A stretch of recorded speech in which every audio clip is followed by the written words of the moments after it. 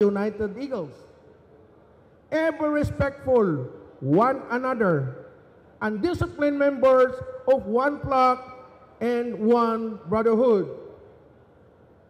Again, my heartfelt gratitude goes to those people who believe in my vision.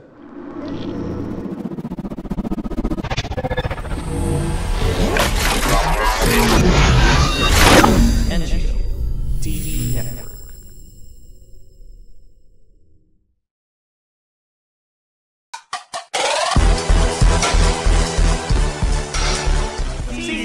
Baby Vlogs. Mga kuya at ate, a new flight, a new dawn has finally come to the Fraternal Order of Eagles, Philippine Eagles Incorporated. Mabuhay ang Agila! Mabuhay ang Agila! For all of us, I would like to give thanks to our Lord Almighty for showering us with all the blessings that we need as we gather and celebrate this one of the most memorable events that could happen only once. This history of our organization, because today is the beginning of a bright future. For the Fraternal Order of Eagles, Philippine Eagles Incorporated. Thank you to my family for all the love and support that they have given to me. Thank you to all my friends for the patience, encouragement, kindness, and understanding. Thank you to the founders and pillars of this organization for doing so a noble deed. Thank you for the organizers of these events who spent a lot of time and effort just to make it happen. And finally, thank you to all members of the Fraternal Order of Eagles, Philippine Eagles Incorporated, for trusting me. Without you, my dream of becoming your national president will never come true. According to Denzel Washington, who is a famous award-winning actor today, is also the beginning of the rest of our life. And it could be very frightening since we only one life. And it could be very frightening, very passionate about, because nothing in life is worthwhile unless we take risk. No passion to be found playing small and settling for a life which is less than one that we are capable of living.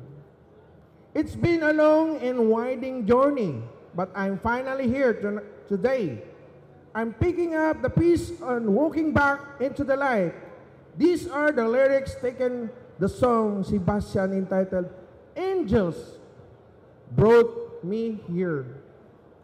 In my quest to become the national president of the Fraternal Order of Eagles, Philippine Eagles Incorporated, there are a lot of hardship, challenges, and sacrifices, physically, emotionally, psychologically, and financially. But nothing can stop me from pursuing my dream and vision for our beloved organization. I have to bring with me plenty of patience in my daily dealings and laborious endeavors. I am now standing before you as the national president, but this is not the end of my journey being an eagle. Perhaps this is the beginning of new chapter a new expedition on a higher spur and new hope for the Fraternal Order of Philippine Eagles Incorporated.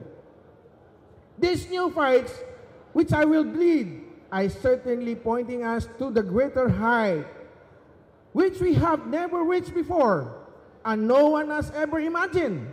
We will fly as one united eagles, ever respectful one another, and disciplined members of one flock and one brotherhood. Again, my heartfelt gratitude goes to those people who believe in my vision and my conviction, and to those who believe that I can strongly lead and deliver the best of our organization. My presidency is primarily anchored on my 8 points agenda. Right after the election, we jump off work, brainstorming, planning, and setting things in motion. We even ignored holidays and rest days just to make sure that we can promptly deliver the things that we promise. Number one, we will not be wary in reaching out some of our brothers who might be strayed from the right path. We will call them back to stay on the proper course. Of course, we are now creating and implementing a well-defined organizational structure for more effective and efficient administration. We shall hire non-Eagles employees for the continuity, consistency, and stability of carrying out the operational tasks while eliminating redundancy of function and creating new positions for new roles in our organization. No to corruption. We will ensure transparency in all financial transactions, whether in club, regions, or the national level. Strict compliance with the general accepted accounting principles and implemented in the process of separation and submission of financial statement. There will be an independent external auditor who will look into our records in the process of preparation and submission of financial into our record. Proper procedure of disbursement of money shall be adopted. And sound internal control will be introduced to the safeguard of accounting in adherence to the prescribed managerial policies. Those who will be found guilty of mismanagement of funds shall be held accountable. Timely issuance of identification card will no longer be a problem. We shall embrace sophisticated technology and digitalization in our own system and processes. To be more efficient, convenient, and productive, there will be a strict penalty against any person who shall deliberately or intentionally cause of delay. We are now in the process of registration of Eagles Cooperative. In the cooperative development, it was eventually graduated into a multi-purpose cooperative with a period of 2 years. System and processes will be digitalized and automated. Just like operating and enjoying the convenience of GCash transaction, it will be on a dry run status on the 3rd month of this year. And operationally, in the 6th month, pwede na po na tayong mag-start sa ating negosyo. This will help us realize the economic, social, and cultural needs of our brethren, their families, and recipient of communities. Your club monthly dues, annual renewal membership fees, our assessment fee, National Assembly can be taken from your dividend arising from the net surplus by way of offsetting.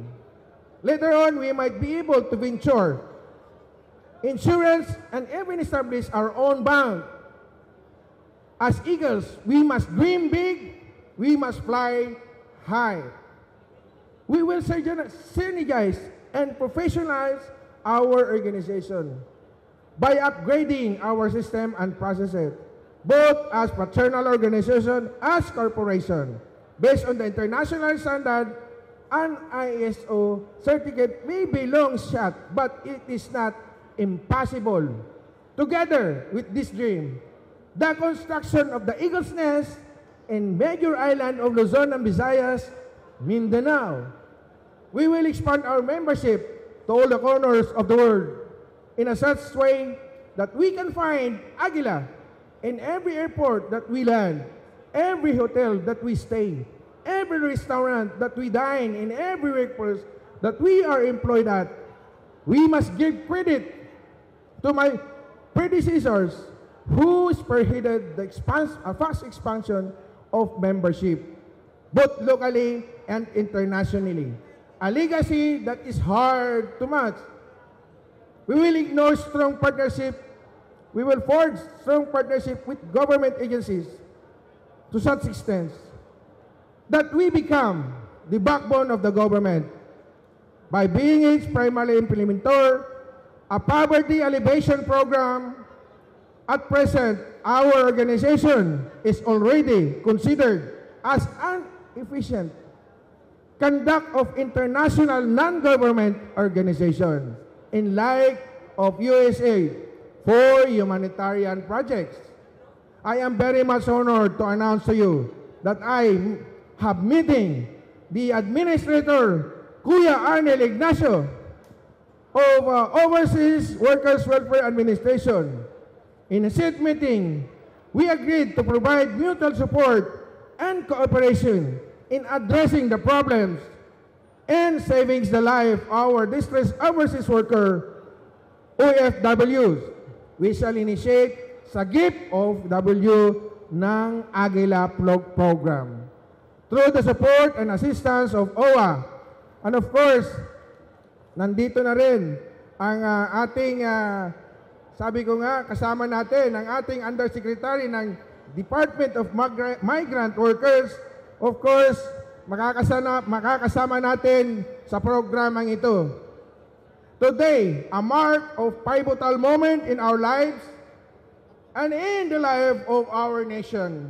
As we gather to take the oath of office, we reminded of the great responsibility that he has been entrusted to us by the members we serve. We stand the threshold of a new chapter, ready to embrace the challenges and opportunity that lie ahead. As we take this oath, let us reflect on the principles that we have guided us this moment. Let us remember the values of integrity, honesty, and compassion that He have shaped our journey. Let us reaffirm our commitment to the ideals of justice, equality, and freedom that we foundation of our fraternity. We are bound by a sacred duty to uphold the trust that He have been placed in us. We must lead with courage and conviction.